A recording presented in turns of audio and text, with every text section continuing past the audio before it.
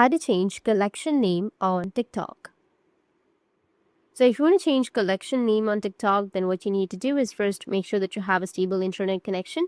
After that, open up your TikTok application. After opening your TikTok, now if you want to change collection name, then you need to go with your profile, which is on the bottom right. Go with your collections. In my case, I don't have any collections right here. So I'll just go and simply create a collection. I have to add something, and that's it. Now, once you've added something to your collection, and once you have your collection, now if you want to change the name, you need to tap on the collection, and here you need to tap on name. Or if you're not being able to change it, you can go with share, which is on the top right, and here you will have change name option. Tap on change name and then remove the name and add another name. Tap on save, and that's it. Your collection name has been changed.